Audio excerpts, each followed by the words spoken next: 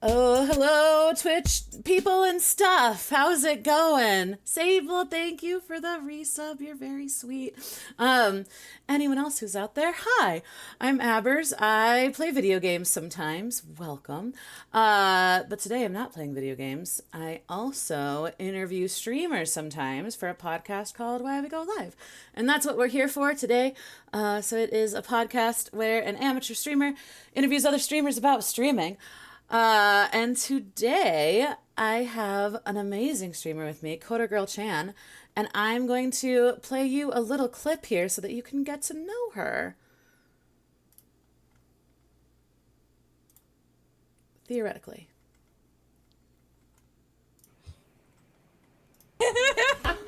I know, right? This is how clients are gonna be. Death! I mean, not death. Burger King, if you see this, can you sponsor a stream? If you do not hit a 6, Chanel. No! It did not just kill my horse!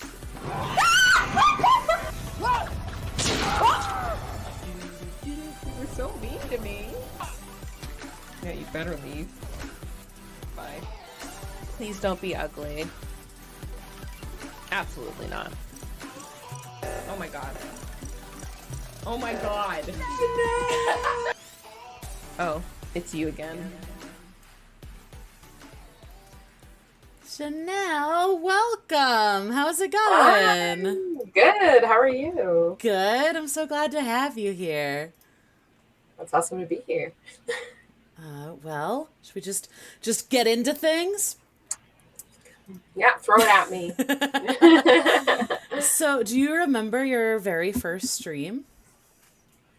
My very first stream. Okay, I guess my very first like official stream was me just like, I think I just bought like that Mario. It was like the 3-pack where it was like All Stars, or it was like Mario 64 and Mario Galaxy and I think Sunshine. Mm-hmm. So I think I was like just like booting up like Galaxy, and I just like went live, and I'm just, playing around, and a couple people popped in like, I didn't know you were streaming today. I'm like, I am, I guess it's official. It's a thing. So I think that was like my very first stream ever. Nice. And when was that? That would have been in September of 2021. I believe. Okay. Yeah. Nice. Mm-hmm. And so if you go back to like a few weeks beforehand, a few months beforehand, what was your thought process in deciding like, okay, I wanna try to stream on Twitch?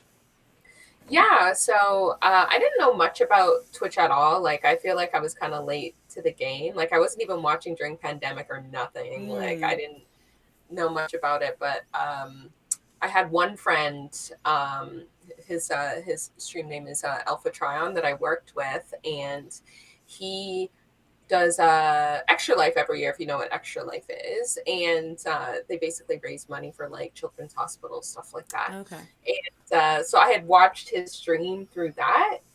So he was really the only person I really watched through, him raising money for charity, and I just like kind of pop in here and there. So I watched him, and then during pandemic, my other friend also streamed. I'm like, this is kind of fun. I'm really bad at finishing games. So maybe if I kind of just force myself, set myself up to stream, then maybe I can like finish games finally, like, and all that. So I just was like, okay, I'm just gonna get a laptop, I guess, and go live, because I don't really play PC games. Like, I just play Switch. I just need something to run my Switch games on. And now I basically only play PC games, Okay. except Zelda, which is like the one, difference. But yeah I just went live. That's fun. Yeah, I love it's interesting because I'm similar, where it's like I've always loved video games, but there's something about streaming it where it's like it's exposed me to so many games that I wouldn't have played before, and like you said, it kind of holds you accountable to be like, okay, I'm gonna actually try to like finish this. So it's cool to hear that about your experience. Have you always loved video games? Yeah, I feel like when I was younger, like I got exposed to video games pretty early. My parents were pretty young when they had us. They're 20, like really early 20s, like literally 20. Mm-hmm. So my dad had like a lot of roommates and stuff, and they'd have like a Super Nintendo kind of lying around, and he got me a Super Nintendo for my 6th birthday with Donkey Kong Country. Love So I it. played the heck out of that game, and my babysitter had a Super Nintendo, so we played that.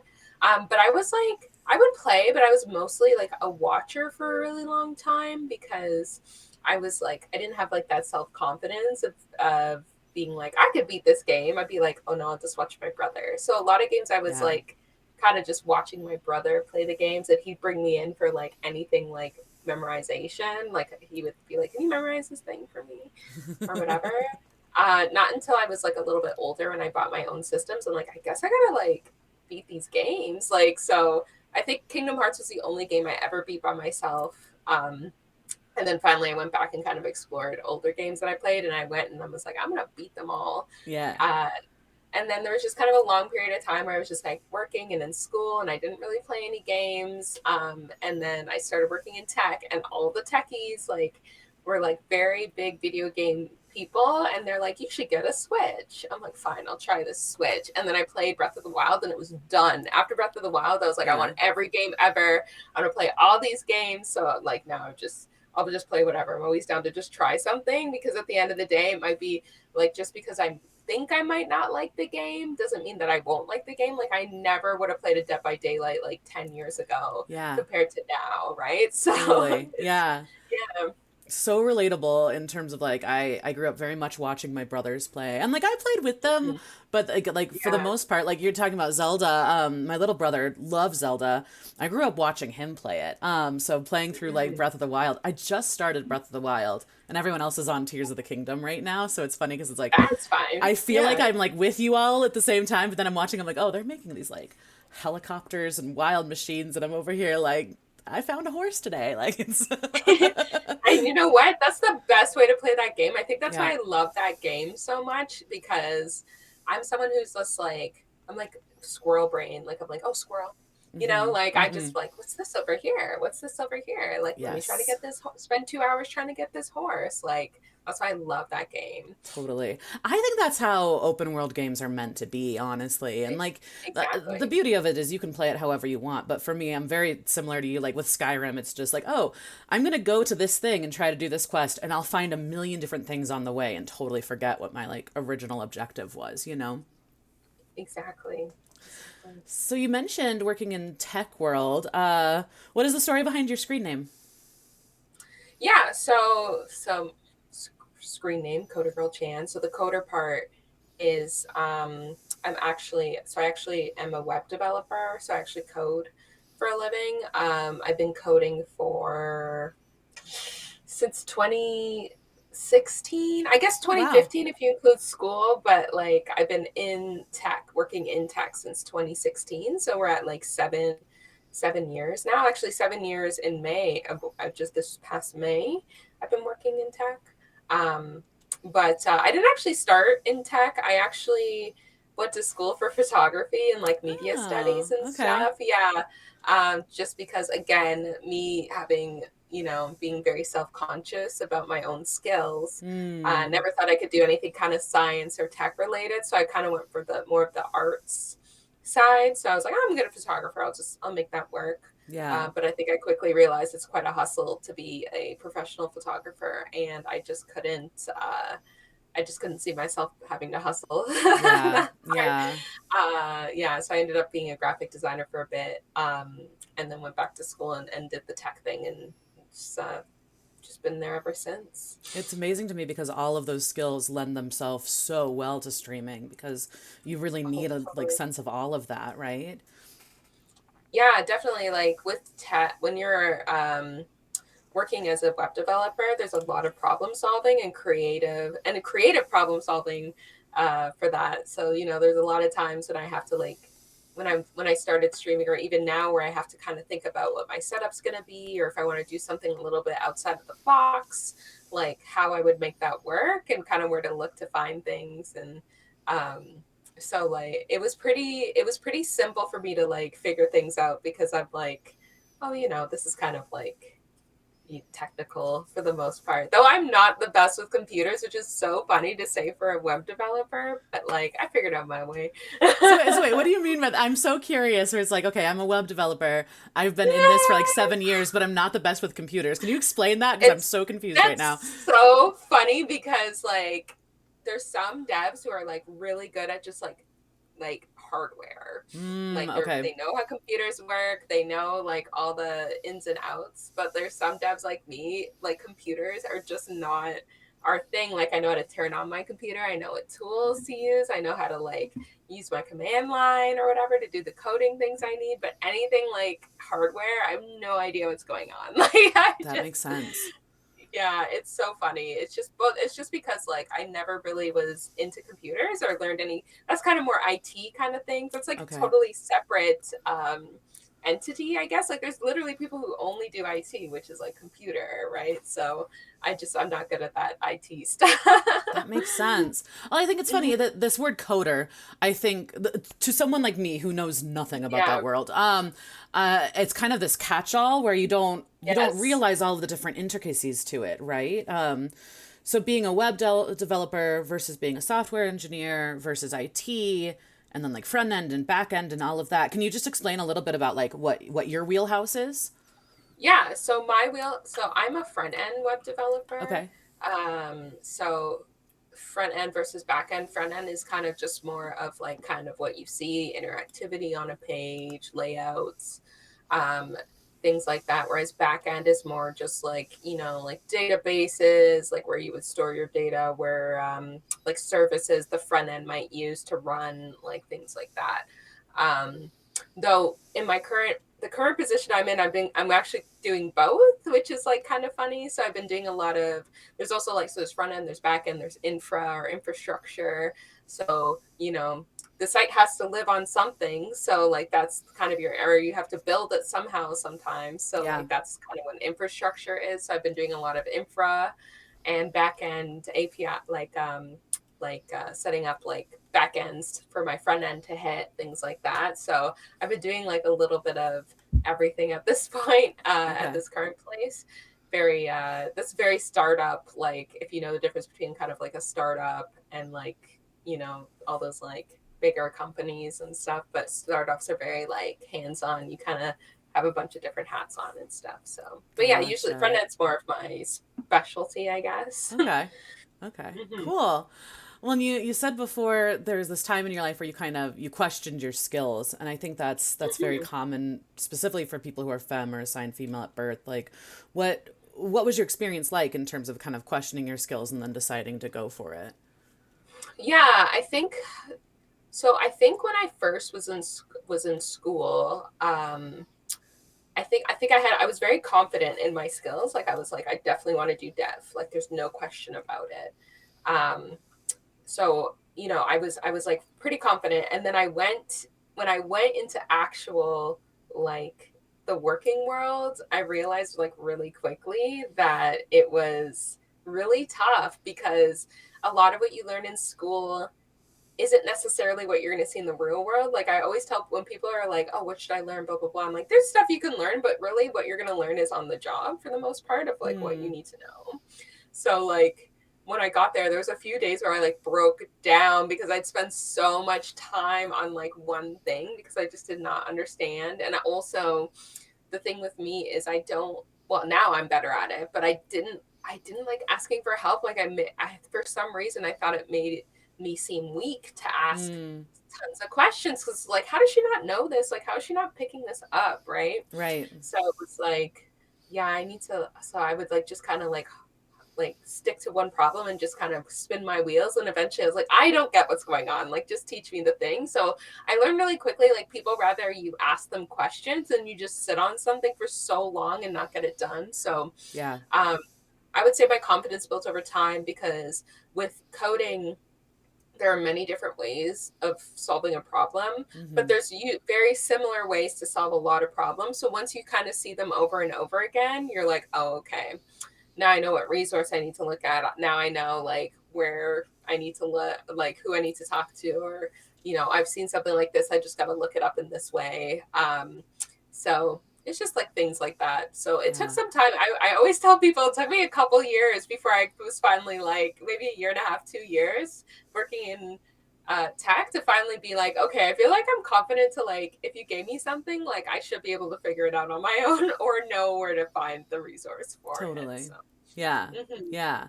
No, that totally makes sense. I think that like I think it's very common for there to be pressure to kind of show up and uh let people know that like you know what you're doing and that you're capable. I think that that's something that like that seems universal in so many ways where it's like whether it's developing or whether it's Twitch or whatever in the world, I think there is this kind of Yeah. pressure. And like you say, I think so much, especially in the year of our Lord and Savior 2023, I think that like there's so much more emphasis on being able to find the solution than actually knowing the solution, you know? Yeah, definitely. When I first found you, I think I first found you when you were doing a coding stream, actually. Do you still Oh stream yeah. coding? Yeah. Yeah, a little bit here and there. Like it's very. I used to do it at once a week, Hmm. and I was trying to do it like once a week. My issue with it is like that self confidence thing. Like it's so weird when you have people watching you do what you Yeah. do in real life. Like I'm just like I'm so worried of doing something wrong, and then someone being like, "You're so bad at this. Like, why do you even code?" You know what I mean?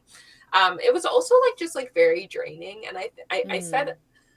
like when I started streaming, like the first thing that I said to myself, because at times like I could feel the burnout coming, and I got burnt out at my very first tech job, and I promised myself like if I ever felt like something was ever burning me out and I couldn't get out of it, then I would just like jump ship Yeah. immediately. Yeah. So I felt the burnout with coding streams because I code every single day in my Yeah. day job, and that's very mentally taxing, and then I come and then code again on stream, and I was like, I'm not you're not seeing the enjoyment on my face like you would like with me playing a game and stuff. So I kind of stepped away from it. I'm not saying I'll never bring it back, but I think I'd have to be working on like a project that I was like very confident and was really fun to me, that is kind of maybe Hmm. not work related. I would love to bring them back, but maybe it might be like a kind of a once a month thing on something that I'm maybe working on by myself or something. So, Yeah. uh, yeah, so yeah, I don't do it as much anymore. I'd love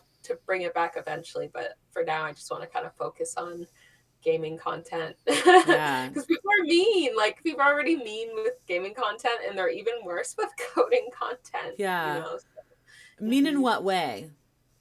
just like they'll just like question like the way you do something, or they'll be like, why did you do that, like, or like they'll just be misogynists or whatever. Yeah. So things like that. Yeah. Mhm.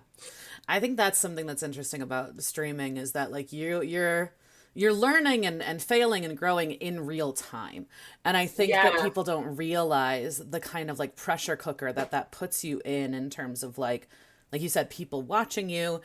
It's so much easier when you're watching someone to say it's very much that like what is it called? Like that I don't know, like couch expert syndrome of like if I'm watching a Yeah. cooking show, I'm like, oh my God, like how could you put I those get two that. ingredients together? Meanwhile, like I Yeah. don't cook at all. So it's like it's interesting this kind of relationship that we have with various like viewers that come in and like something I struggle with too is like, what is the difference between someone who is excited about what you're doing, whether it's gaming or coding or whatever, and they want to share their knowledge or their expertise versus someone who's being, a backseat gamer or mansplaining things and like, where is that line for you? Yeah, like for me, it's hard to like gauge when someone's being condescending Mm, versus helpful yeah, online. Like when someone's talking to me, I can tell when they're being condescending or whatever. I've had to deal with it with the past even the 7 years. I've been working since I was 15 years old. I know when someone's being condescending to me for the sure, most part. sure. Um, but online it's kind of hard to gauge. Eventually you kind of figure it out from like you can kind of figure out tones. I will say for the most part, when it came to coding, I will say it was pretty good. Like I will say I never got a troll. Um troll. I never got anyone who seemed condescending. They were only helpful for the most part. So I will say Twitch wasn't bad for that. It's more like outside content that was bad for that, like YouTube or TikTok or whatever. Oh, interesting. Okay. Yeah, but Twitch, like people would come in and were like very curious, or like I would sometimes do coding problems before stream because I'm terrible at them. It's just like not my way of thinking. But people would come in and be like, maybe you could do this, or oh, I would have, like, after I'm finished, like, I would have done it this way, and I'm like, oh yeah, that totally makes sense. So I will say the Twitch people were like really nice. But in gaming, I can tell when someone is like, why would you do that? Like, why are you doing it this way? It's like leave me alone. Just let me play the game. Totally. Yeah. Yeah. Yeah, but the coding wasn't bad, I will say. Okay, well that's good to know. Yeah. Well, and that's Yeah. interesting too, the kind of engagement you get, and I mean true engagement. I'm not talking like numbers engagement, like the way that people engage with you on different platforms. It's interesting that on Twitch people would be one way, and YouTube and TikTok they'd be another way. Yeah, I know you TikTok's stream. pretty bad. I was gonna say, so I know you stream a lot on TikTok. What has been the difference for you between streaming on Twitch and streaming on TikTok? Yeah, like TikTok is definitely my secondary platform. Like I don't really focus time there. I will say it was pretty kind of like just like chill for the when I do Stardew, like the crowd that comes on and when I'm playing Stardew is like sort of helpful, and they're like, oh, you could like do this to increase this and blah blah. Are they just kind of chilling and talking about their favorite characters or wherever when it comes to a cozy game? But like Zelda has been absolutely like hit and miss with TikTok because people are just coming in and like blabbing like spoilers or telling or like backseating. They're backseating like crazy. Oh, sorry, I don't like to say the word crazy. They're backseating like so much, and it's just very annoying because I'm doing a puzzle and I want to figure out the puzzle myself. I don't need someone to come in here and tell me how to do it. And also, these puzzles are built in a way that you can do it your own way. They don't have to be done the intended way ever, And that's, I feel like that's why people enjoy my content, because I sometimes do things in the strangest ways that they would never think about. And that's not on purpose, but like, you know what I mean? So I don't need someone to kind of, if I get stuck, I'm okay to ask for like, I have no idea how to do this. If someone knows how to do this, just tell me at this point. I will tell you, but like if I'm just sitting there trying to figure it out, let me sit there and try to figure it out. Totally. So TikTok's been okay. TikTok's been okay. Like I haven't had any, like I've been really lucky. I haven't had any like racist or like, homophobic people or anything like that. It's been pretty friendly. Just the backseating's kind of annoying. Yeah. For the most part. Yeah. Totally. Yeah. I like I said, I just started playing Breath of the Wild, and there was a shrine that I did, and I figured it out. I did it my own way. But somebody watching was like, I have never seen anyone make that shrine as difficult as you made it. I was like, well, someone did that to me. Really? And as soon as they explained like how you should do it, I was like, oh, yeah, I did make it difficult, but I solved it. So yeah, who cares? Yeah. But I can see that being very similar with coding too. Like, why did you write all this extra? You could have done this in one line, blah, blah, blah. Right. It's fascinating. And it's like, yes, theoretically, maybe that's a more like efficient way to do it, but we're all a little different. We can all get there our own way. Exactly. Yeah. Exactly. That's interesting. So on Twitch, you are an affiliate, correct? What was your journey from like starting out streaming to getting affiliate like?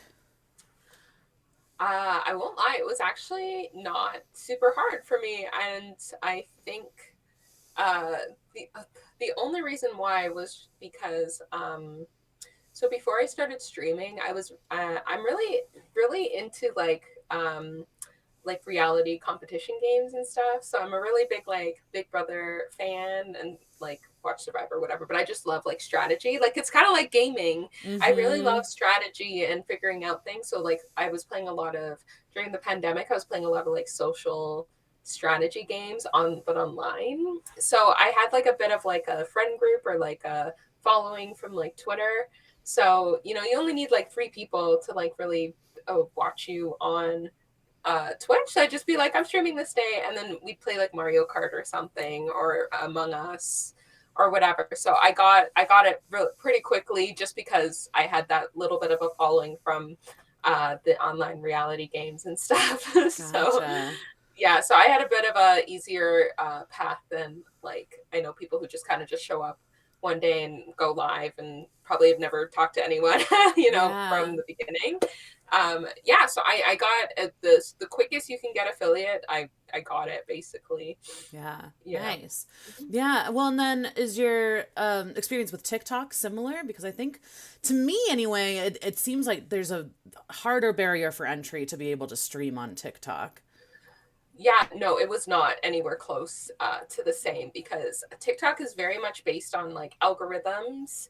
So when I had my TikTok, like I was like just posting clips here and there for the most part. And I think I was like for like a year, I had like 100 followers maybe, and they're probably just people I knew who followed back or something like Right. that, Right. not like organic growth.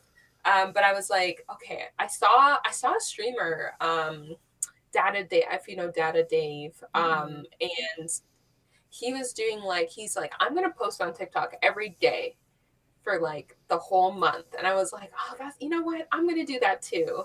So I started posting just like every day, like stupid things, like, maybe like a trend or maybe a clip, just like something every day.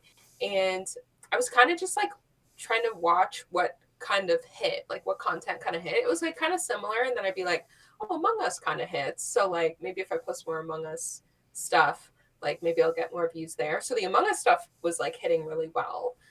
Only issue is I was kind of like I lose interest in games like really quickly. So I was like, Mm. I'm kind of losing interest in Among Us, so I kind of don't want that. And then I was like, okay, so after this like 30-day period, like what really when I'm doing the trend and I hit it on a certain thing, like what hits? So I was like, okay, Stardew Valley kind of by hit I mean like gets better views Yeah. or more views. And then I was like, Stardew Valley does pretty good. And when I started streaming, I played like once a week Stardew just here and there because I've been playing Stardew since like 2017 or something, right? And I brought it back to stream, but I was only streaming it once a week. So I just started a farm from scratch and I just played it once a week. And I was like, not really like putting any time into it, but I had like a bunch of clips because I play it every week. So I'm like, let me just start like posting Stardew clips or whatever. So I started posting them and then kind of figuring out ways to edit them in like Premiere and stuff and adding subtitles. And I'm like, okay, this does really well. So then I just started posting Stardew and it just started to like take off. So I hit my 1,000 like once I started like posting that, like I hit the 1,000 pretty quickly, and I think I'm pretty close to like five now, Wow. 5,000. Yeah. So and then I started doing shorts on YouTube. So I'm like at like I hit 4,000 the other day on YouTube just through shorts. So I'm like, okay, like sometimes you got to just post what hits, and then I'll like throw in like random stuff here and there, like Breath of the Wild or Tears of the Kingdom or whatever. But I'm like, I know what will get like the views if I really want to. But like Yeah. Stardew is great. Like I'm never getting tired of Stardew because it has so many mods and whatever. But I will never go away from complete variety streaming. Like that's just Yeah. like not what I'm about for the most part. Like I will get bored of Stardew if I play it all the time. And I don't want to get bored of Stardew because I love Stardew. So Yeah. like, can't force me. No, I But yeah, totally get TikTok took a that. bit. Yeah, it takes a bit of like what is it? Trial and error with Mm-hmm. TikTok for sure. Yeah. That makes sense. Well, and I Hmm. think this is really interesting to like to find what hits and also the beautiful sweet spot of like, okay, this hits and it's something I really enjoy doing, like Stardew. Like that's Yeah. so lovely. Um, Yeah, I got lucky. yeah, well, and but I think it's also interesting too because it's like it's clear that in a lot of different ways, like strategy is something that you enjoy and you're really good at, and so that lends itself, I think, to like pattern recognition of okay, this kind of like content works, this kind of content not so much. How do you maintain a balance of like being true to yourself and doing what feels good, and then also trying to hit a trend or like or be strategic about like the content that you create? Yeah, like I feel like at the end of the day, like I said before, if I feel like anything is like burning me out or like causing any distress on my mental health, I immediately pull back. So my thing this year is I was like, oh, I really want to become. It would be really nice if I became a YouTube partner because I'm pretty close. Like like I got a lot of viewing hours from Final Fantasy content, which is really funny. But which I love I loved playing Final Fantasy. That was really, really fun.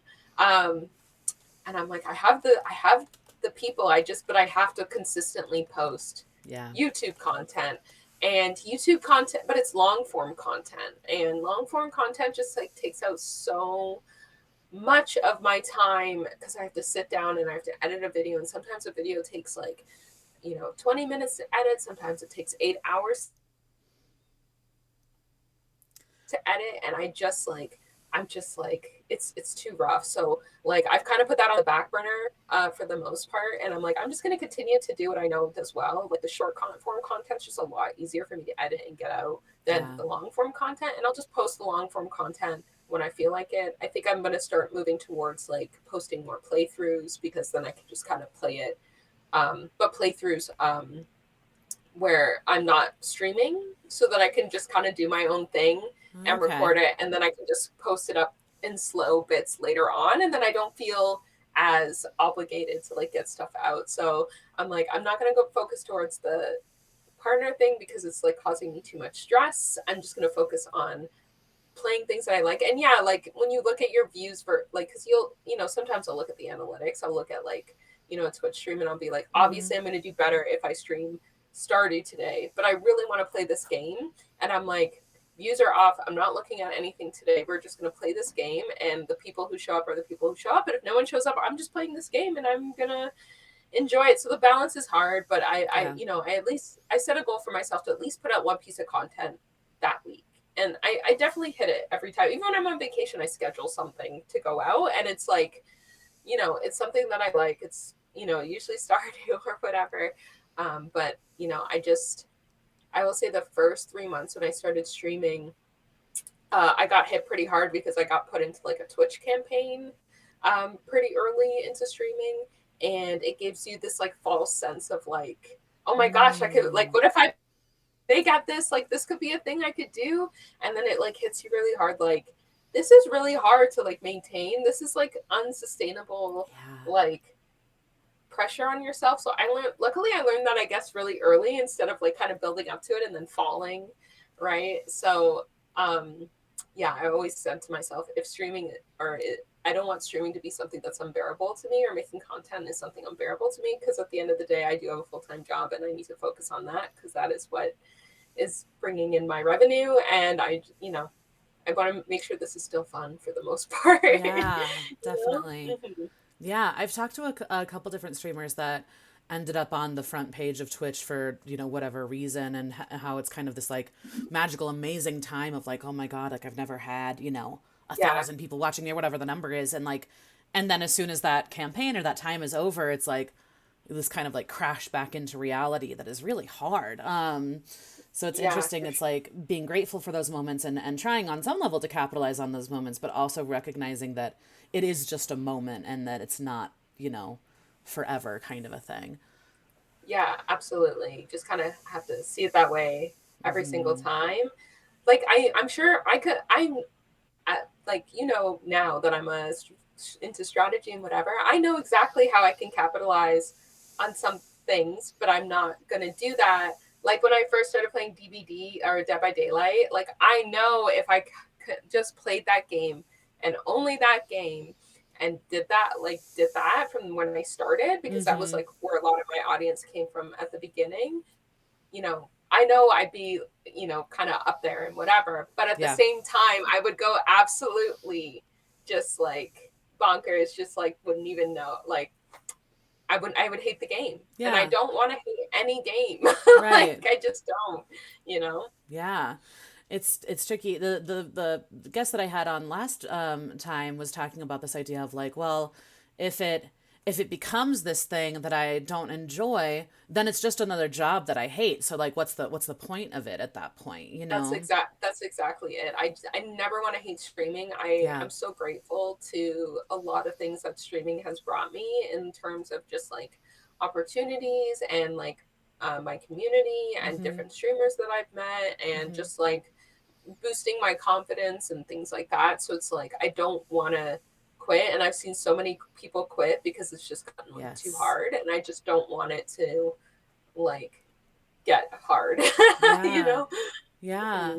Well, and you posted a TikTok the other day that like it hit me where I'm living right now, where you were just like, Yeah. to paraphrase it, you were basically just like, anyone else working full time and also doing content creation, like anyone else wondering why I'm doing this, and like just Yeah. this idea of like being kind of exhausted by it. And so I like, first of all, thank you for like sharing a TikTok like that, because it helps Oh yeah. normalize other people's experiences. But yeah, it's forever this kind of quandary of like navigating the kind of ups and downs, because I think everything with streaming is so ephemeral, and there are such high highs and low lows, and like also it's very apparent that you're very like in tune with your mental health, and that's something that you prioritize. And yeah, Yes. I appreciate that very much, because I think it's so important. Yeah, definitely. For me, I just like I struggle with anxiety. Anxiety's just always been a thing.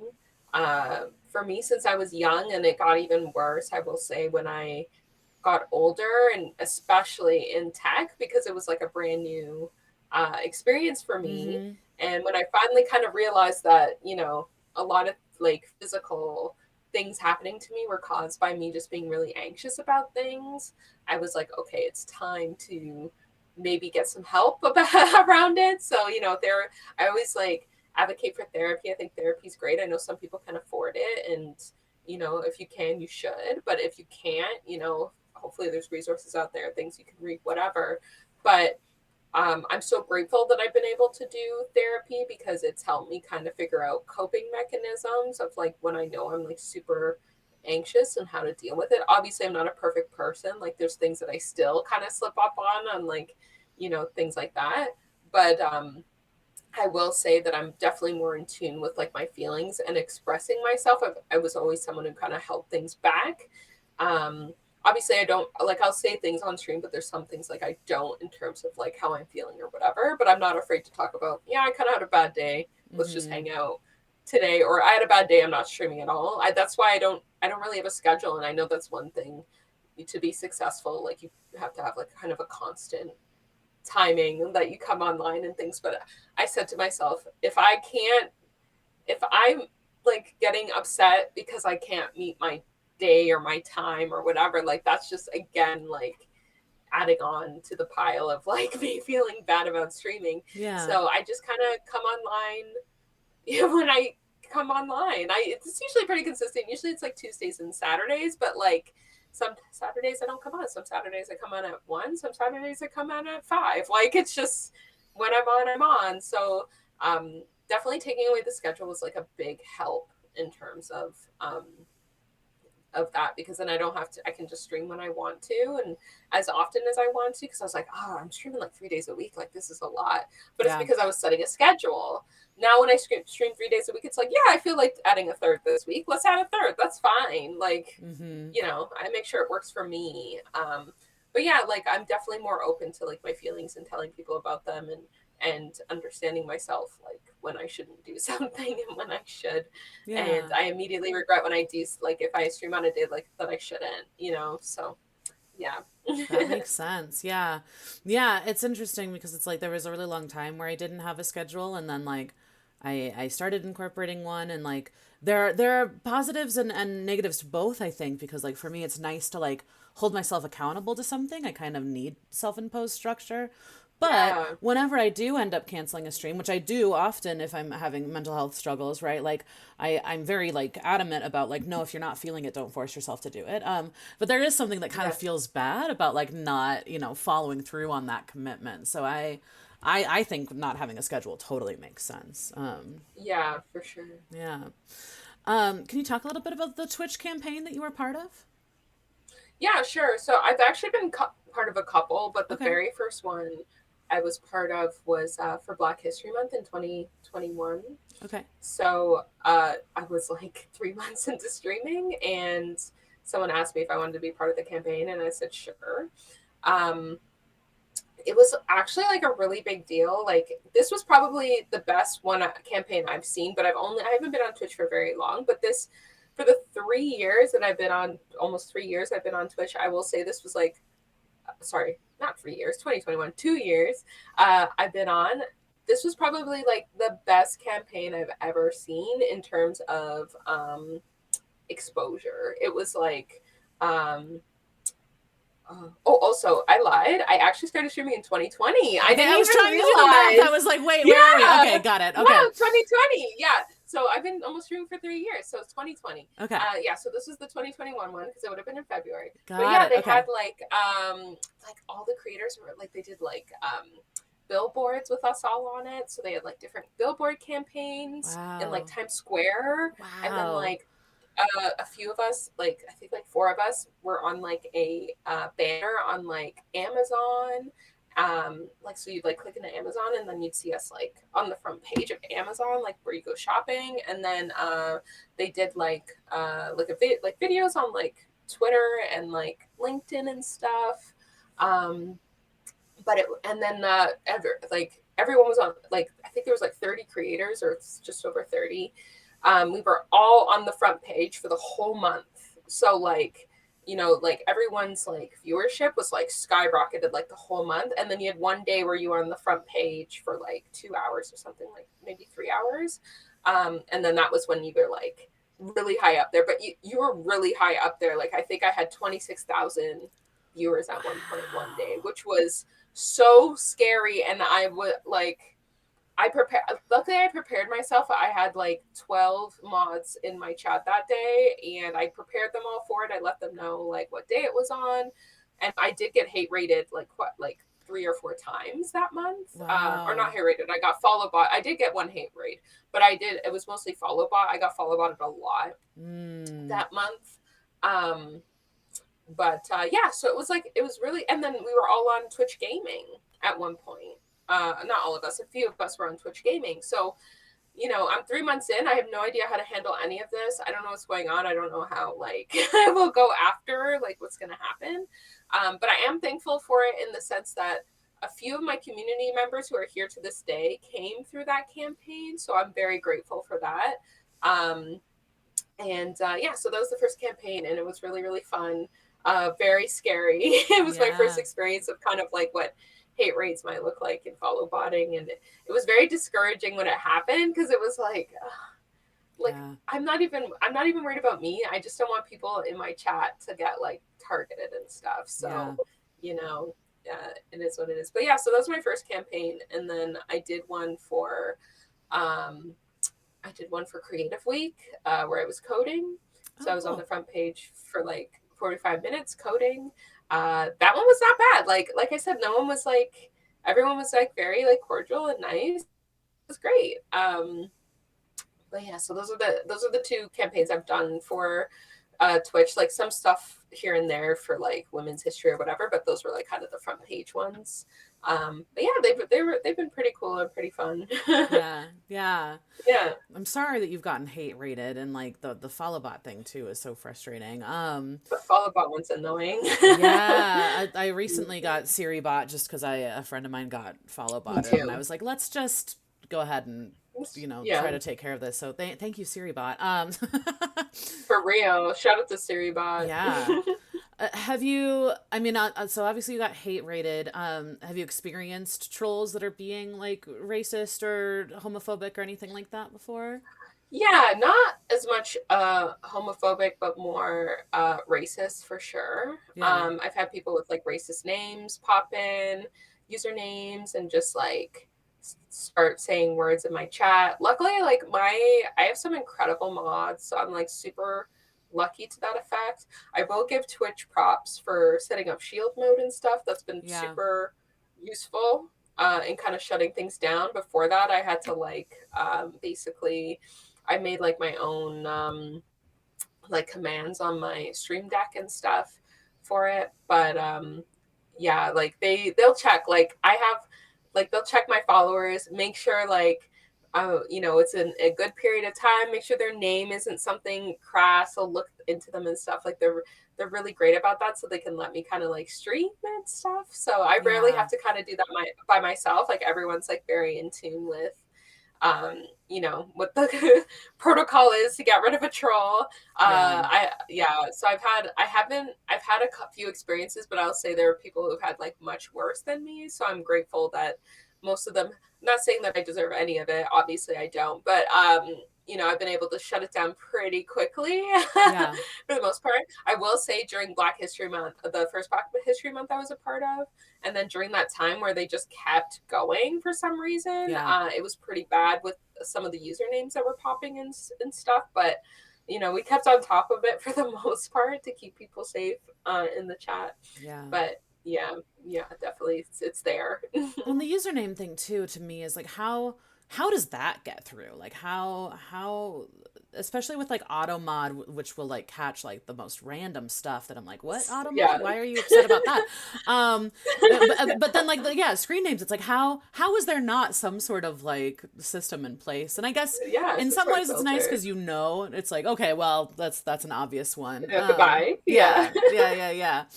I think that like often there are situations where it's like, okay, this is very obvious, like the ban, get them out of here, kind of a thing. I Yeah. also think that there are some situations that feel more nuanced that aren't necessarily like overt, whether it's like misogynist or racist or homophobic, and just Yeah. like sometimes too, I think there's like almost like a vibe check kind of a thing where it's like this person Yeah, just like totally. makes me uncomfortable. How do you determine like a moment where it's like this is a person that maybe I don't want here? Like how do you navigate those kind of uncomfortable moments? Yeah, so for me, it's just, well, their name when they've created Yeah. their user. Like if someone has created their user that day, I'm not I I don't care. I'm just banning you. Like that's just straight up what it is. It's pretty suspect to me. Yeah. Um you know, if you're chatting in the chat and you're saying things that like don't really align with, you know, what I see as like you know, safe communication, like you're going, I'm not afraid to block someone. I don't really care, like I care about growing a community. I don't care about growing a following count. So at the end of the Mm, day, if you don't fit within my community, then I don't want you here. So, you know, if they're saying things or like fighting with people in my chat, you know, if there's a disagreement, you know, for some reason that's like if there's a disagreement, but it's like I don't agree with your side, like I'm not, and it's something that's just like very harsh, you know, it's just you can kind of just like know when someone's vibe is off with how you think or like what you believe in for the yeah. most part. Like I I'm very wary of people just because I'm afraid of like what they might be later on. So I just watch. Like if it's a new person, like I will always give you a chance unless you are just being absolutely horrendous, then you can go. Yeah. But if you're like you're truly just trying to understand like a situation, like people might ask like if I say something, you know, in the chat and they're like, I don't understand what like demi means, or I don't understand what like this means. Like if they're just being a troll for being a troll and being like, you know, ha ha ha, if they're like, I actually don't understand what you're talking about, like, can you explain? And then I explain it and they're like, okay, I understand, like, that's fine. Yeah. Then, you know, that's fine. But like, if you're blatantly just being disrespectful or, you know, just rude, then you don't need to be here. Like, Totally. I don't care about you being in my community. Yeah. Well, and I You really know? love this distinction of like I want to grow a community. I don't want to grow a follower account. Like I think that that's huge. That makes so much sense. Yeah, like I could have 800 followers right now and I would not care. Like I Mm-hmm. really could not at this point. I could have 2 followers. Like I don't care. Like I just want to make sure that the people around me are good people at the Yeah. end of the day. Yeah. Yeah. Totally. Yeah. Well, because again, like I say this all the time, but like if it's not a space that I want to hang out in, what is the point? Like it doesn't Yeah. make any sense, and ideally that means that you're attracting people too that like yeah, fit that and understand that and support that.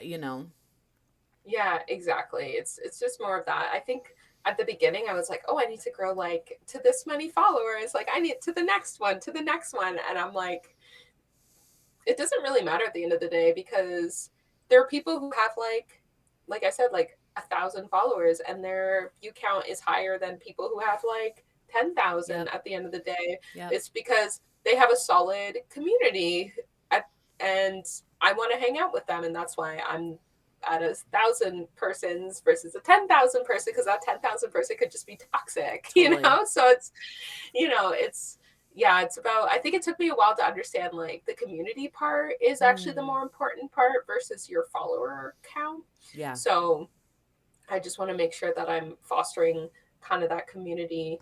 And like, I feel like I'm just always trying to find myself as a streamer all the time. Like, Yeah. Yeah. and I think I'm finally kind of just like figuring out my own, in the sense of like, I'm just doing things the way that I want to do things and have the people that I want in, you know, around me for the most part. So, you know, I wouldn't have played Breath of the Wild a year ago because I'm like, no one will watch that. And now I'm like, but now I'm like, I'm playing Breath of the Wild because I love Breath of the Wild, and whoever also likes Breath of the Wild, come join me. And like, it's definitely definitely a change. You could tell like there's a change in like my demeanor playing the game versus if I played it like a year ago, because I'm just playing it to enjoy it and it just feels much better. Yeah, totally. Are there other changes you see from like when you first started streaming to now? Yeah, I would stream like a lot more. Definitely the people that I played a lot. I collaborated a lot with other people. Not saying I would never collaborate with other people, but I was like always like, let's play games now. Let's like do this. And now I'm like, I kind of just want my own space for the most part when I stream. So I play a lot more like single player games and stuff. And then the people who I do invite to play with me are definitely like, I'm more wary about it because I want them to, you know, be respectful and things like that. And yeah, so it's just like, and I play a lot more different stuff than I did at the beginning. So I was playing like a lot of Dead by Daylight. I was playing a lot of Among Us, things like that, because I knew it would like kind of draw people in. So I was like more focused on drawing people in versus playing things that I liked to play. Yeah. And now I'm like, I'm just gonna play this thing because I kind of want to play this thing. You know what I mean? So yeah, I'm just like I'm enjoying the things that I'm playing on stream more versus before, when I was just kind of forcing myself to play for the sake of views, and now I don't care about any of that because I see at the end of the day, like the view count again doesn't matter if you don't have a community. Totally. So Yeah. yeah. What kind of people tend to find your streams? Oh, good question. I feel like a lot of people, I have like a lot of lurkers. Yeah. And I think the reason I have like, and I'm fine with that. I love lurkers because I kind of just sit there and I'm just chilling and playing. I get a lot of lurkers who I think just enjoy like just hanging out and listening to me in the background or whatever. So a lot of my Stardew streams I think would do well because they would just kind of, I would just kind of put on some lo-fi music and I'm just like farming around and just chatting about whatever. So a lot of people would be like, I have you on the background while I'm doing chores. I have you on the background when I'm like doing whatever. So I have a lot of lurkers because I'm never going to call you out. I also do anonymous follows in my thing now, so no one ever knows who's actually follow. If I get a follower, no one knows who it is, and that the reason for that is just I just want you to be comfortable and not feel like you're called out. So I'm always like, I have anonymous follows, welcome in. Like if you want to chat, you can. If you just want to sit there and continue lurking, you do your thing. And then once in a while, people like pop out of lurk, and I'm like, oh hello, like, what's going on?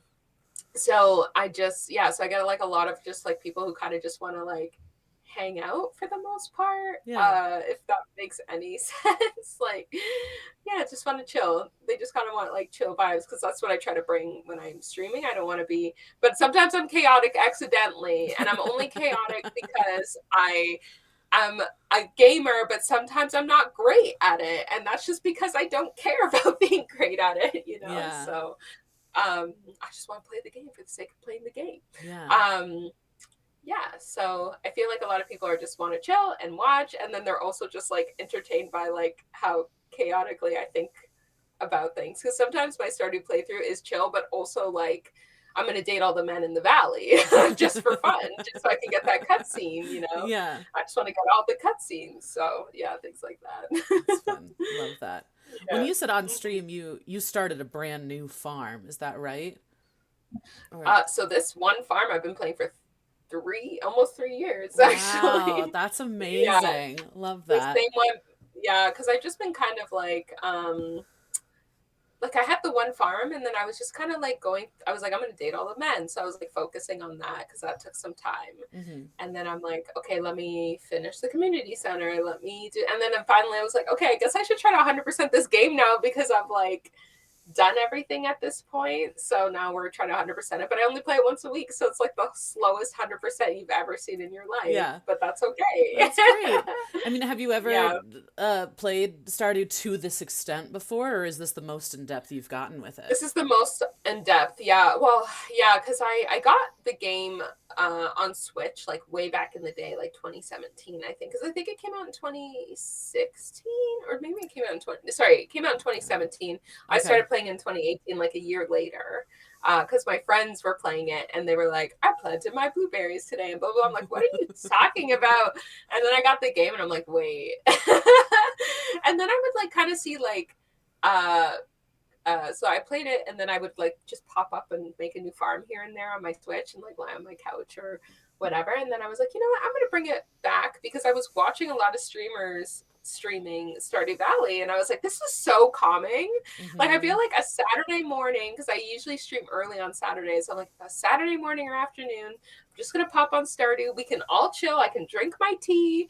We can all hang out. So I started with one farm. I've had the same farm the whole time. Once in a while, I'll, like throw in like I started a Stardew expanded farm, but I'm like, I have to get back to the OG. Like, I'll get to expanded later. I need to finish this farm. It's been almost 3 years. Hmm. Like, Hmm. it's been a long time. But yeah, I just I've been picking it up.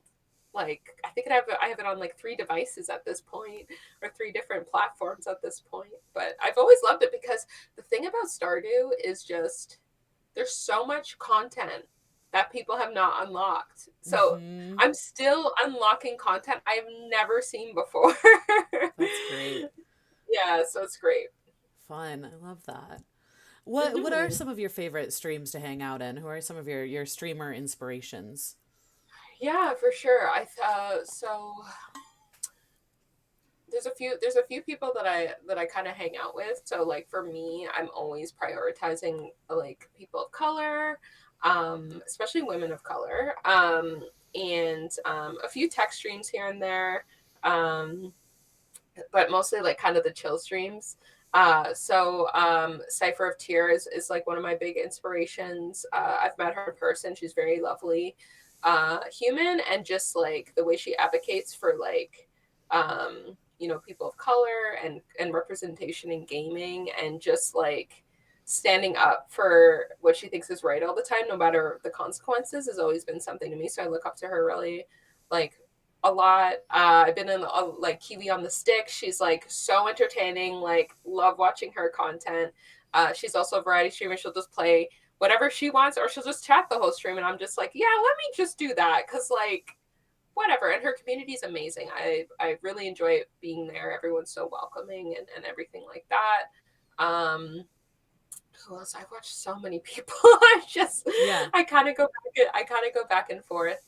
A lot of the like I've always been like a big fan of like drag and art and stuff. So I watch at the beginning I would watch a lot of like drag queens and stuff. So like Juicebox and who else? Like Trashly, drag Trashly. I've really been into. I met them in person when we were at gaming awards. Like very lovely human. Evo, Donuts Heart, like all those people are really really lovely.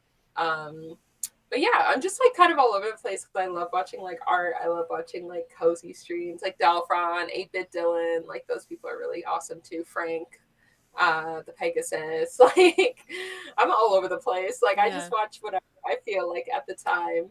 I have like a joint Discord with 2 other streamers. I call them, or we call each other stream sisters, but Simply Aretha, who helps run the Four Directions stream team, which is it's Indigenous stream team. So it's all people with Indigenous backgrounds and stuff. And she's Indigenous as well. So I watch her. Cool. Yeah, really good at Dead by Daylight. And then Tasha, who is a fellow like Black female streamer who doesn't stream as much, but that's okay. But we just like have our little community and stuff that we created in our Discord, in our joint Discord. So yeah, That's great. Yeah. You mentioned the gaming awards. Congratulations, you won that last year. Is that right? I did. Yeah. Rising Star streamer. That's amazing. Can you talk a little bit about the gaming awards and what that experience was like? Yeah, for sure. So, so I was nominated last year with a few other people. They decided because they couldn't really decide, like choose between us all, that they made like a class. So it was like the class of 2022 Rising Star class. It was really fun. I actually flew out to London that year. I was like, I'll make it a little vacation or whatever. I hadn't traveled anywhere since COVID had started.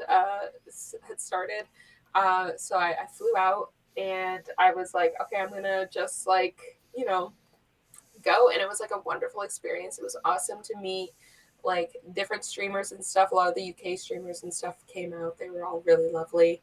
Yeah, it was just like such a good time. And it was such an honor to get it because like that was like the year that I had actually come out like publicly that I was like bi. So it was just so surreal that I'd just come out and like I got nominated for this thing. And I'm like, that's so cool that I'm being like brought into the community like so easily, like everyone's so welcoming. So it was just like it was a surreal year for sure. There was just a lot happening, and that was probably the biggest thing to happen to me that year. And I met so many wonderful people in streaming. So I really loved it. And then this year I was like a judge for the Rising Star category. So I went this year and I got to see a lot of my friends there who were nominated, and it was so fun. Very cool. I just loved it. Yeah. That's awesome. What a way to come out is like to get, by the way, for people that don't know, gaming, GAY, gaming, which is, so it's a bunch of amazing LGBTQIA plus streamers who get different nominations and different awards. So that's so cool that you got to be a judge too. Like, it's nice that it's ongoing. Yeah. It's not just a one and done kind of a thing, Yeah, exactly. Very cool. What are some of the kind of like takeaways or first impressions that you hope people get from your streams? Yeah, I feel like the takeaways are always that I always want them to feel like that they're safe for the most part, like that they felt welcomed, like they didn't feel that they came in and it was like, oh, I didn't feel like I belonged here. Like I just want to make sure for the most part, most people feel belong, but some of you can stay out. like if you're gonna be a bigot or whatever, you can stay away. So I want it to be very clear, like that we're a very understanding community. It's LGBTQ friendly. We don't like any bigotry or any. I don't even like politics. Like you can talk about it. Like I want you to feel like you can talk about it, but no hateful views or anything like that. Like I don't want negativity for the most part. Mm-hmm. I'm someone who just, if they come in, like they'll see like just an honest person who just talks about, for the most part, I just talk about my life. I talk about mental health. I talk about when I've had a bad day. I talk about, I had a panic attack this week because there's too much, and that's why I couldn't do this thing. And I haven't had one of those in a long time, but like it used to be really bad, and it's because I put too much pressure on myself. And you should never force yourself to do anything that you don't want to. But sometimes I'll play Stardew, and we talk about mental health, and sometimes we play Stardew and we talk about like chicken wings, like whatever. Like it's just random, It's just. Yeah. I just want it to be like a comfy place where you can talk about if you had a bad day, or you could talk about how you had a good thing. I want to hear about your triumphs. I want to hear about your sad times, and we can kind of just go through it together for the most part. And I can share my experiences, and hopefully it's helpful to you at the end of the day. because I think with streaming, like I know some people are like, I just want to play games. I don't really want to talk about any of that stuff, but I'm okay to talk about that because I want to share my experiences so that I can like help other people. And whether that's, we can talk about tech today, and you want to talk about like, what was your experience with tech? I'm having a hard time with this thing. What do you think I should do next? That's fine. We can talk about that. Mm-hmm. I'm down to talk about that while I'm milking my cows. Like I don't care. Like it's Yeah. fine, Yeah. so I just want people to know like the door is open, you can come talk about things, and we are absolutely not a place for hateful speech or bigotry or anything like that. Like I'm not here for that, and I don't stand Yeah. it. So Totally. yeah. Yeah. Mhm. Is pressure and anxiety around streaming something that you still experience at all? Sometimes, but not as much. I feel like I was putting those pressures on myself. No one else was putting that pressure on me. Mm. And that, I did bring, when I was in therapy, um, like regularly, I would talk about how it was like kind of stressful. And my therapist was like, who's putting this pressure on you?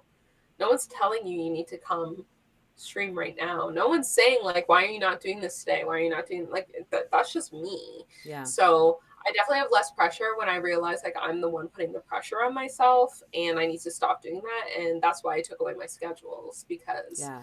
I just that was me putting pressure on myself to stream on those days. And things are unpredictable. Life is unpredictable. Like I Yeah. have a dog. I have, my fiance. Like if we need to get something done that day, like usually I stream on Saturdays early. I didn't because, we're preparing for a wedding. Like I have stuff to do. So I'm like, I don't have to explain it to anyone. I'm just going to do this thing. And if I have time, I have time. If I don't have time, like that's fine, Totally. because it's life. So I definitely have way less pressure than I did before. Like I said, I am streaming because I enjoy it. I have had lots of opportunities because of it. I've met lots of people, and I want to continue to do that. I think like Cypher of Tear did like a panel at TwitchCon about streaming as a hobby versus like a career, and when you have to kind of put your line in the sand. And I will say streaming is a hobby for me. Not saying it would never be a career. Like put that I'm never gonna put that as like out of my mind. But at the end of the day, you have to accept that like until it is like it's a hobby. Mm. It's a hobby for me.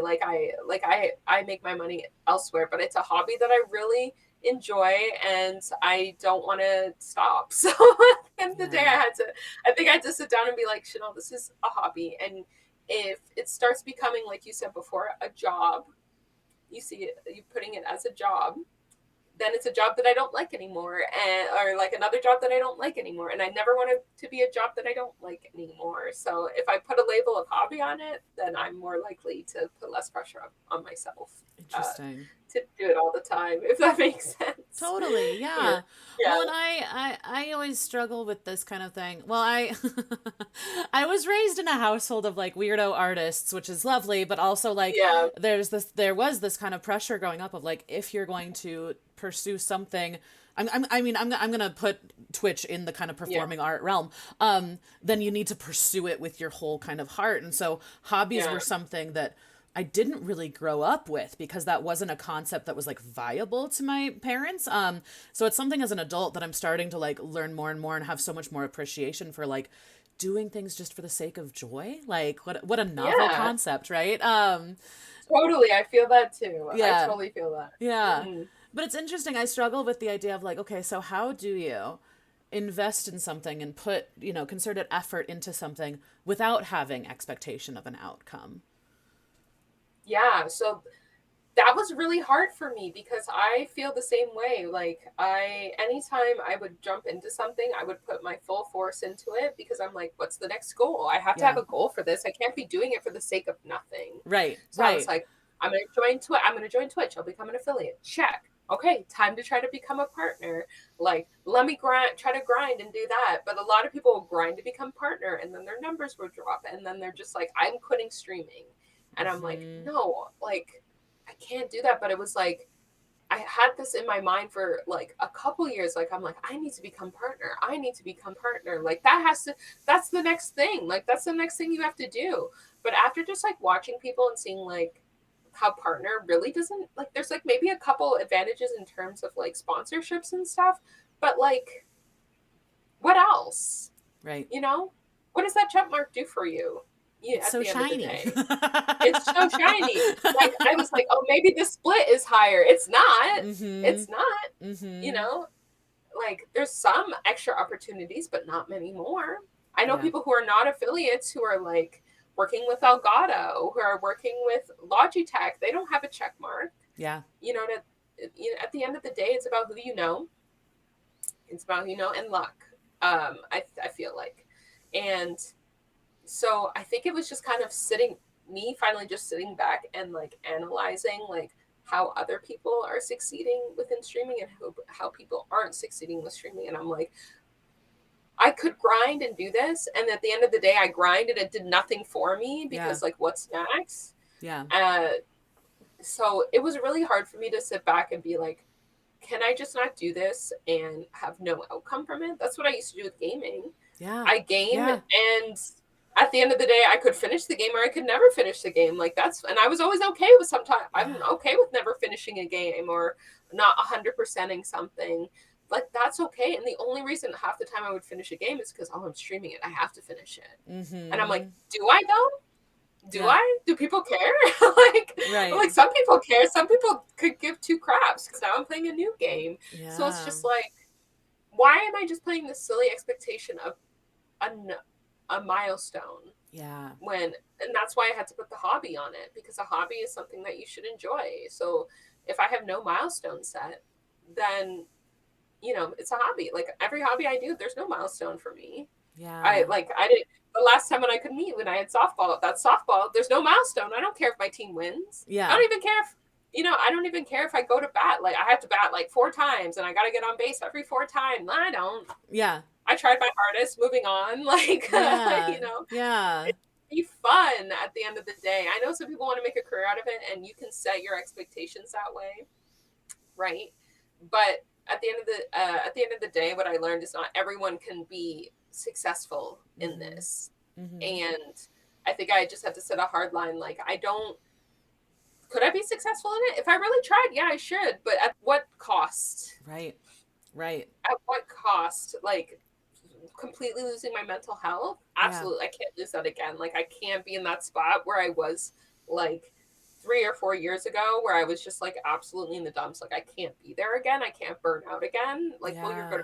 there's always burnout, but I don't want to be so bad that I'm just like absolutely robot. Like, so, the cost is just too great to Yeah. reach that for me. So I'm taking my time with it for the most Totally. part. And if I get there, I get there. I just did it my own way. Yeah. No, that's Mm-hmm. really great. I love all of that, and it's something that I'm like on a personal level like struggling with right now. So I appreciate Yeah, that so much. yeah, Because not a I think problem. too, like, if your goal is to like make this your living, like you said, that's totally valid. But also, I think going back to the like, okay, well, why do you want to make this your living, right? Because if you are, in order to make that happen, sacrificing the whole reason why you wanted to make it your living in the first place, then like again, it's kind of it just it's self-defeating in so many ways. You know what I mean? Yeah, exactly. And just like focusing so much on like numbers and all that stuff, it's just gonna like drive you to madness. Like, it's not good. Yeah. It's not. Yeah. Comparing yourself to others also is just like Yeah. so disheartening in every way. Like, you're not that person. You're your person. Um, Waiting for your next big break, like your next viral hit, like whatever. Like, it's too much. Mm-hmm. It's just too much. Mm-hmm. Yeah. Yeah. I mean, I think too, like, it's interesting the idea of like the numbers and the algorithm, especially for you as someone who like has a more intricate knowledge of like tech. Like, what is your relationship with the numbers and the algorithm? Yeah, so I've learned that like algorithms can be super iffy, like especially with like TikTok. Like, I'll like have, I'll post a bunch of things and they'll do very, very well for like months at a time, and then all of a sudden it's like, no. Yeah. For Yeah. like months at a time. I've just learned like I'm just posting on TikTok for the sake of like, maybe bringing people to stream who, enjoy the content and want to join the community. Again, I'm looking for community members. I'm not really looking, like, numbers are great, but at the end of the day, like, it doesn't mean anything if you don't have a community. So, I'm still going to post content regardless of how well it does. Like, I'm not going to be upset if I post something and it gets like 200 views versus if I post something the next day and it gets like, 100K views. Like, I don't care anymore at this point. I'm just going to keep posting content because I enjoy it. I like editing clips, actually. Like, sometimes I'll be like in a Discord by my friends and they'll be like, what are you doing? I'm like, editing. I'm just like editing a clip. I'm like, it's okay. It's like 10 minutes or whatever. Like, let me just edit this clip. That's my way of feeling like I've accomplished something today, that I've like contributed to my hobby, as I edited a clip together because I thought of something really funny, and if I don't do it now, I'm gonna forget. So Totally. I'm just gonna do it now. Mm-hmm. Whether it's at 8 o'clock at night or midnight, like whatever. Yeah. And then there's also like I know there's certain times that you could post at and you'll get better. Sometimes you'll get better traction. But I said it to myself already. I'm like, I'm gonna edit my stuff when I edit my stuff, and I'm gonna post it when I'm ready. Like, I don't really care. And they do well. They do well. Like, I had a clip that got 1 million views, and I think I posted it at like, I don't know, 1 o'clock in the morning. Like, it don't matter. Like, I don't it doesn't matter. Yeah. It's just, yeah. So I base everything off of when I'm ready to do something or when I want to post something. Like, that's when I'm gonna post it, even though I know sometimes it might do better. I don't have the mental capacity at times to care about any of that. Yeah, So totally. I just don't care. So Yeah. I kind of just go with it. Yeah. Well, I Yeah, think, like you said, algorithms are so fickle too. Like anyone that they I've talked are. to, right? So it's like you can think that you've figured it out, and then the next week it's like totally different or It doesn't work, you know? changes. Yeah. It's Yeah. fascinating. It's so weird. It's so fascinating. And across platforms too. Like the algorithm on Twitch is going to be completely different than YouTube, which is completely different than TikTok. So it's, I think at the end of the day, you have to at some level just be like, you know what, this is a clip I like. I'm going to put it out there, and that's that. You It know? does well. It does well. Like, Yeah. I'm not gonna be upset about it. Yeah.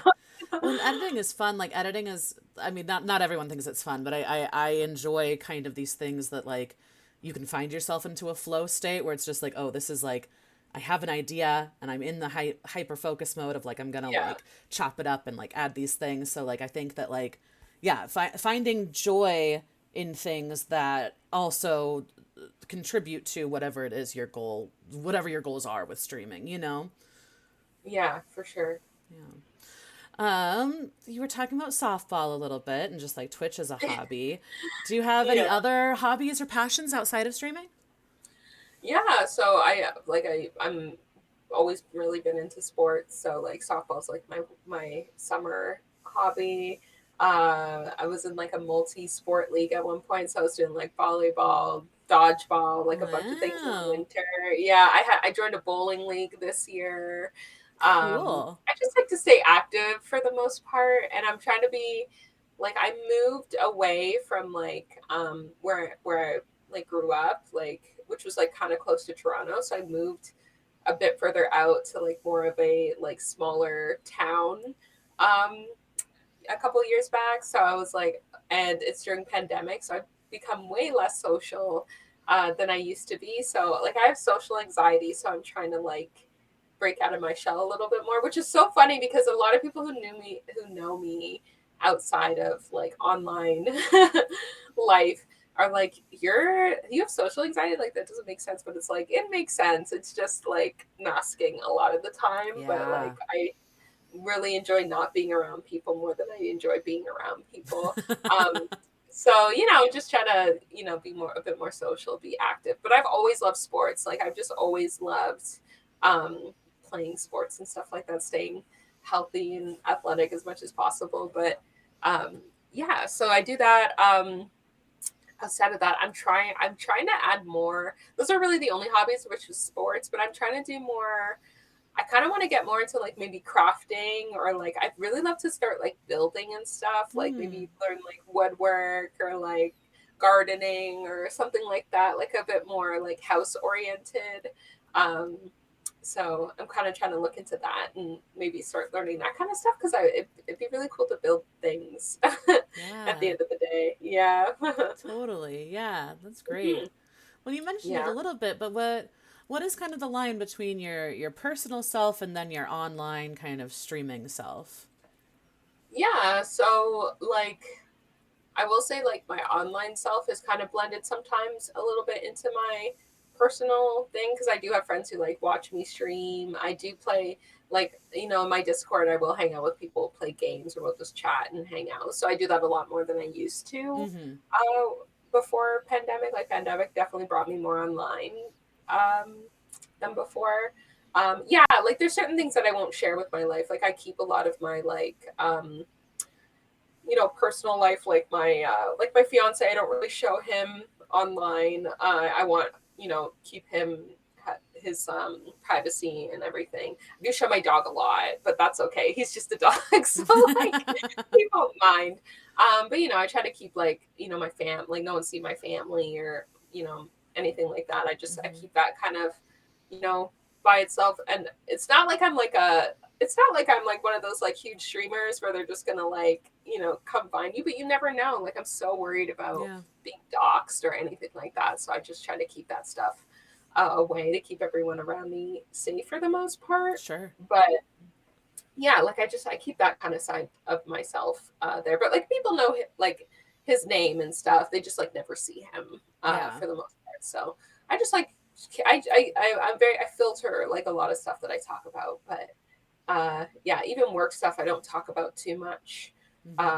Like where I work and things like that. Like, people could probably easily find out where I work and stuff. Like, I don't mind that they know. I don't talk about it. Like, I keep my stuff to myself. Sure. Yeah.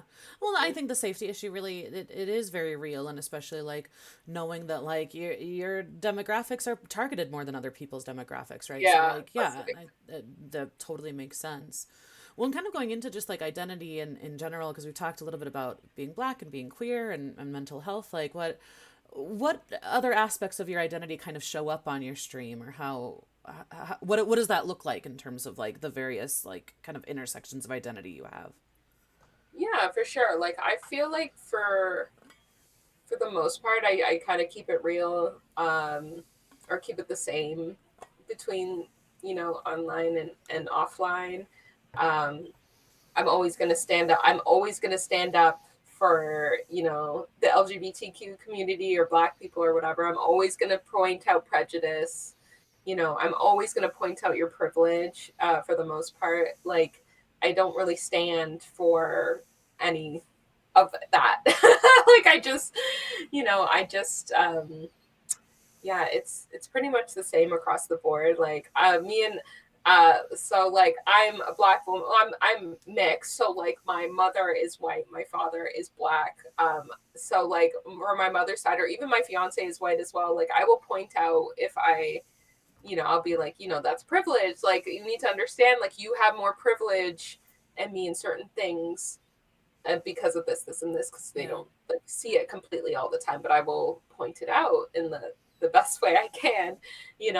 I'll also point out my privileges. Like, I will say, like, I always talk about, like I grew up in a lower income family, and I've kind of, like, you know built up myself and put myself in a career in tech and whatever else. But I always have those fears of when I was, like, in that lower income place. But I always point out I may be a black woman, but I am a privileged black woman in the sense of, like, where I am now. Mm-hmm. I'm in a lot better position than a lot of people, a lot of people currently. So I will always point that out for myself, but I will also point out, like, there are certain things that happen to me that definitely wouldn't happen to someone else.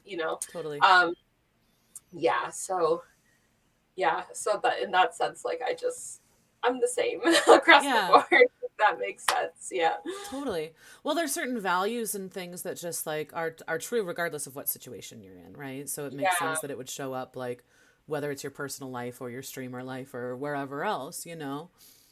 Yeah, definitely. yeah, exactly. Twitch chat, in just a minute here, we're gonna get some questions for you. So if you have any questions for Coder Girl Chan, go ahead and put them into chat and And we'll answer those. Get into it. Oh, fun. Let's see. Chan, what are some things that maybe have like surprised you since you started streaming? Um, I think the things that have surprised me the most is how much I've like come out of my shell Hmm. streaming. So like I was always someone like I wouldn't like, you know, like if we're like out somewhere I wouldn't like dance around people or like, sing out loud or like do silly things in front of people. I like kind of keep it just like very like uptight for the Yeah. most part.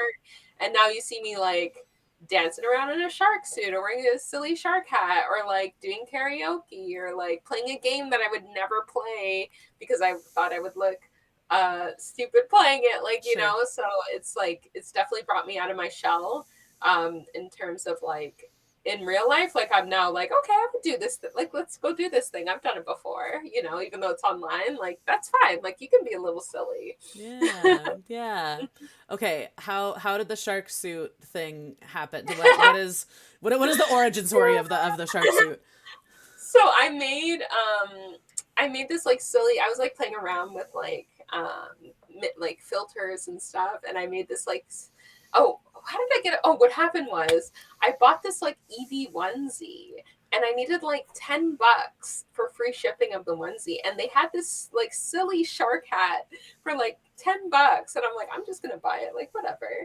And then I bought the hat and I was like, what are we gonna do with this hat? So I made like a silly command where I play Baby Shark, the song Baby Shark with the hat on for like some channel points. And like it just like evolved to like, like I have like little shark emotes, and we still do.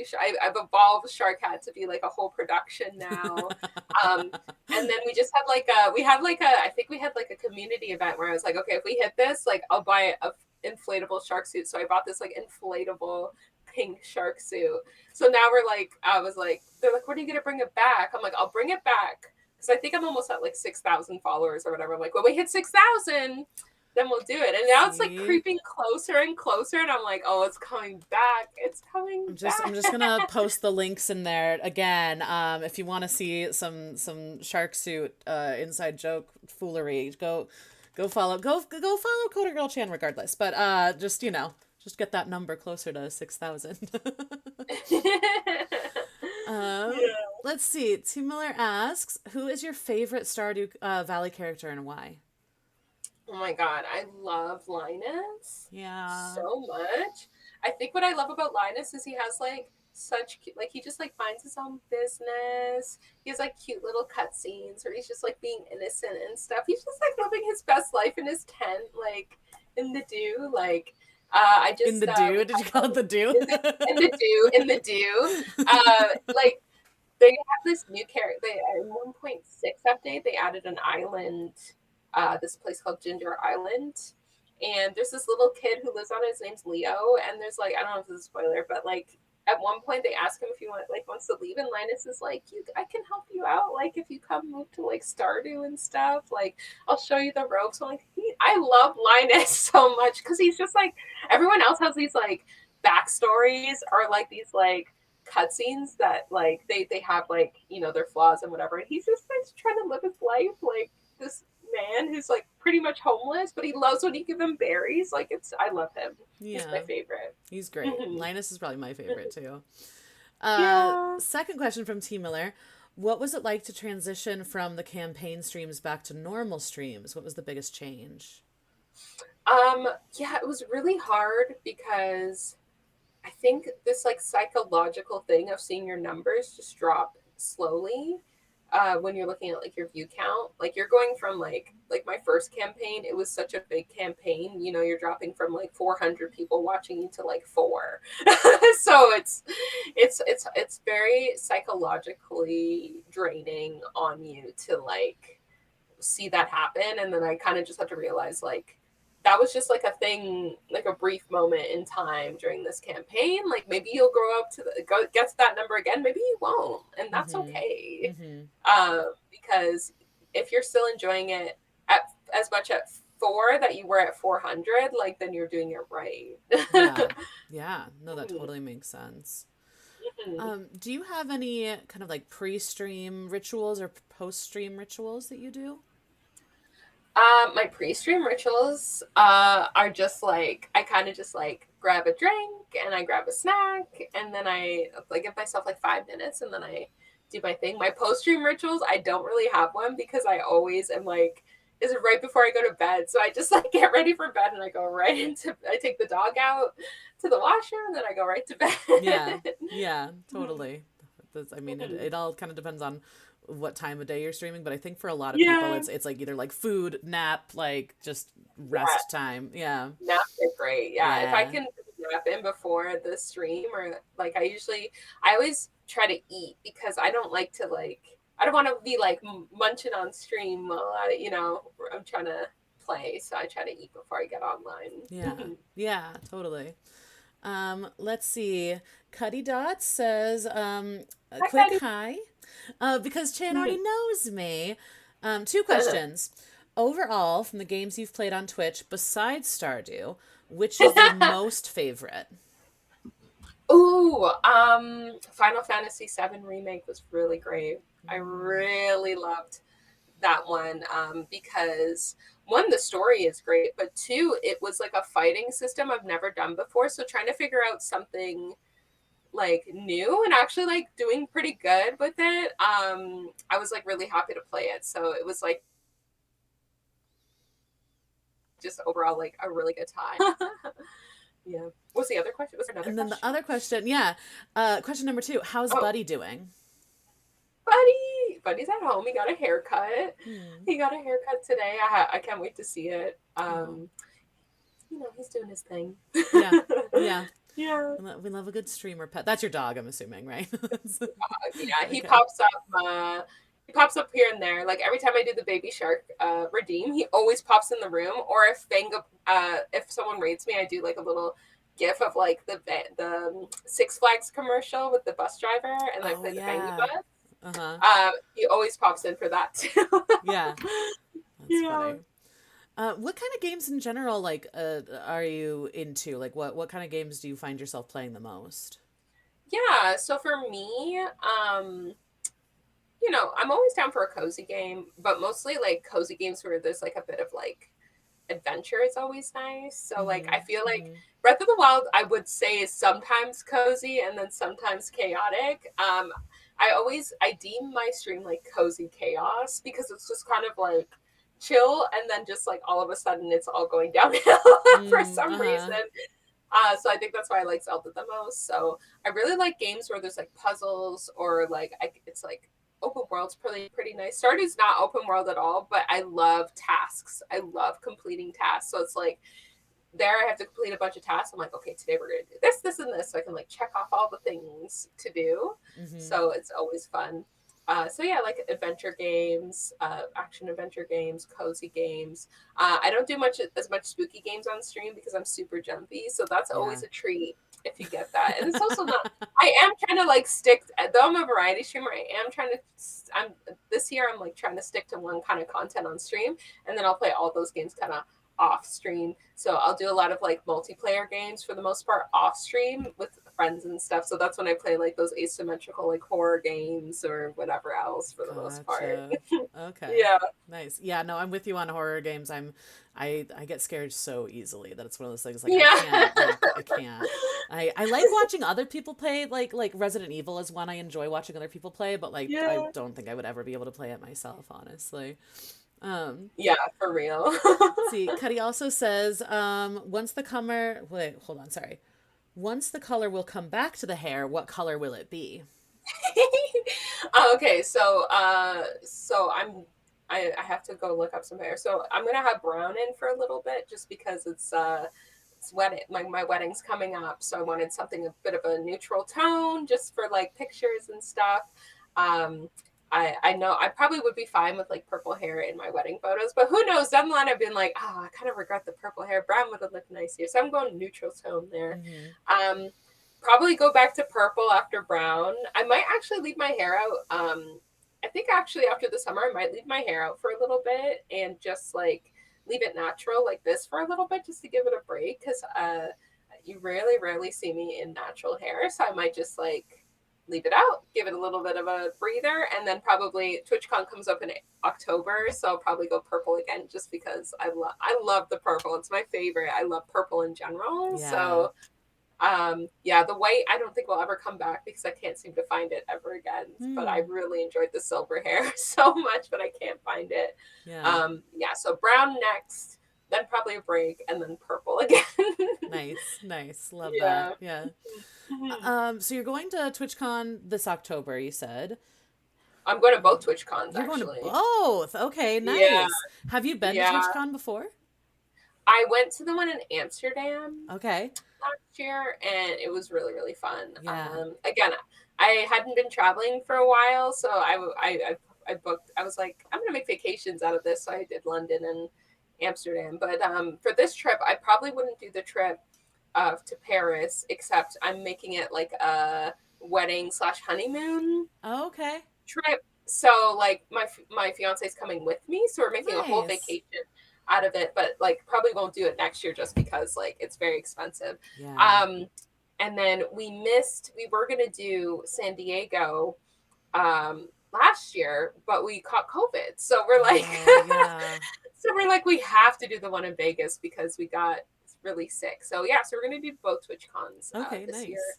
Yeah. I think regardless we were gonna go to Europe this year. So we're like, we'll just make a stop That's at awesome. TwitchCon while we're there. Well, Yeah. congratulations on the wedding coming up. That's really Thank exciting. you. Yeah. Thank you. What is Mhm. TwitchCon like for someone that's never been? Like, how would you describe it? Yeah, TwitchCon's it's a lot of fun. They have like I don't know how the American one went. I'm pretty sure it's probably similar to the European one, but they have like DJs. They have a lot of like really informational panels. So they have like streamers and stuff do panels about like burnout or like they have like an LGBTQ panel, meetups and stuff. Usually they'll have like the people from Twitch kind of like running down about like some of the stuff that's coming for the year. They have that the huge if you're into Twitch Rivals, they have like a huge Twitch Rivals stage. It's like big. I couldn't believe how huge it was. They have like a lot of cool. I think the thing that I like the most is they have a lot of vendors from different gaming spaces. So like Sony was there and like Stream Elements and all those different like people that are like prevalent in the streaming industry are there as well. So you can kind of see what they're working on. You can see what games are coming out. Like those are really cool to see as well. So I liked going around and like networking and meeting other streamers. Meeting other streamers is the big thing. Like when you watch them and then seeing them in person, it's like really surreal. So Yeah. that was the big thing for me. So yeah, it's that. Like some people, it's not for people, like who don't want to be around other people and whatever. Like that's fine. Um, but yeah, I had a really good time because I got to meet a lot of people that I hadn't met in real life Yeah. at the event, and then I got to like see vendors that I use like Stream Elements and whatever. So Yeah. Well, it seems mhm. like you're just as much a fan of Twitch as you are someone who streams on Yeah, Twitch. yeah, I think I'm more of a fan of just like the people on Twitch, if that makes sense. Yeah. So like I'm a fan. I think when I went last year, there wasn't as many issues as there is this year. I have a lot of grievances with how Twitch is running a lot of stuff Yeah. lately. So I'm hoping that they address it. But for the most part, I'm mostly there to kind of just network and hang out with people. Um, for the most part. It's more of the like things that go on outside of TwitchCon and hanging out with people and going to events than a lot of the stuff in TwitchCon for the Totally. most part. That makes total Yeah. sense to me. Yeah. Yeah. Yeah. Chat, thank you for your questions. Good questions. Good questions, chat. Good questions. Well Good done. job, chat. Chanel, what is some advice that you would maybe give your younger streamer self? Yeah, I think if I was to like go back to my younger streamer self, I would say don't focus so much on the numbers. Play whatever you want and make sure that you're always having fun. Hmm. Because if you're not having fun, then maybe it's not for you anymore. Yeah. Yeah. Yeah. Definitely. Mhm. Do you have any Yeah. goals or projects coming up on your stream? Yeah. So, no, no goals. Well, yesterday we started like a fundraising campaign for the LGBTQ Freedom Fund. So I'm just going to be raising funds for that all all the month of June. Um, so if anyone wants to pop by and donate to that, that fund is to help people in like who are like LGBTQ, who are like having issues with like incarceration and things like that. So if you want to stop by and donate to that, that's great. So that's like my only goal really for the month is to, you know, raise as much money for that. I think my goal is like 250 or about almost halfway there. Nice. Goals like Twitch wise, like I said, like I have no goals Twitch wise except like building that community. Finishing Zelda. I do plan to finish Zelda. That's the plan at least. But yeah, I've been focusing a lot on like my YouTube content and stuff lately. I would like to get a partner there. And the only reason I know I'm like, oh, partner, but the only reason I want to get partner there is because, you know, monetization and things like that. But I can slowly make my way there. So I've just, it's just me posting content and doing it at my own pace. So I'm just kind of focusing on that more than Twitch. Twitch is just like for me to hang out with community members and, you know, get myself out there and things like that. So yeah, very nice. Love it. Well, again, go follow CoderGirlChan. Go click on all the links there. We'll wrap things up here. As is tradition, I have a little 10-question questionnaire. So just kind of rapid fire, whatever first comes to your brain. So this is inspired by James Lipton and Bernard Pivot and CJ the X. CoderGirlChan, are you ready? Yes. Which game or activity do you love to stream the most? Gamer activity? Stardew. Which game or activity do you hate to stream the most? Anything scary. What turns you on creatively, spiritually, or emotionally? Any sort of like music, orchestral especially. Okay. What turns you off creatively, spiritually, or emotionally? Sorry, can you repeat that? My thing said battery low and I did not hear that. Oh, you're good. What turns you off creatively, spiritually, or emotionally? Like any sort of like content that like would like focus on bringing someone down for the most part. Yeah, sure. Which streamer would you like to meet most in real life? Oh, what streamer would I like to meet the most? Oh my god, there's so many. I'd love to meet Kiwi. Inspires me. Does great things. Yeah. What's something you would like to try on stream but you never have? Ooh, I would love to do anything music related. Either like make music or like DJ or something. I think that'd be really cool. Okay, nice. What is something you would never want to do on stream? Oh, any sort of art. I don't want to paint or nothing like that. Okay. CoderGirlChan, why do you go live? I love it. I love streaming. I love gaming, and I just love meeting new people in general. I think that streaming is just the best place to meet people from all walks of life and learn about all sorts of games, and I just love it. Yeah. All right, follow-up question. Why do you really go live? Would I really go live?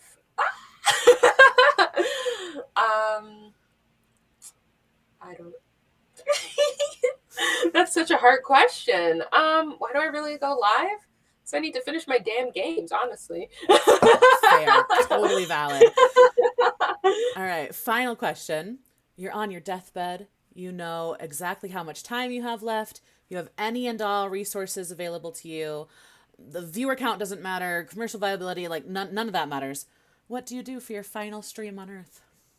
Oh, we're playing Kingdom Hearts every single game. Every single game of Kingdom Hearts we're playing. I love that. Have you done Kingdom Hearts on stream yet? I have, yeah. Nice. We did start in one and kind of went through, and I was like, oh, there's just too many games, and I will never get through it. So I went back to other games. Love it. That's great. Oh, Janelle, thank you so much for being here. Thanks for like bringing all your honesty and your experiences. It's really lovely. Yeah. No, not a problem. You succeed. You did it. Again, if you guys aren't following Janelle, go do it. She's awesome. And then I'm gonna ask you, is there anyone online that you'd like us to kind of send the love to? Oh. Pick streaming right now. Oh, there's a few people we could do, like Kim Chica, who runs if you know the wholesome direct or wholesome games, she's online right now. Okay. Me Lady Confetti. We love Me Lady Confetti. But yeah, we could do Kimchika. Okay, perfect. Do you have the stream open perchance? Yeah, I'll send you the link. Perfect. Okay.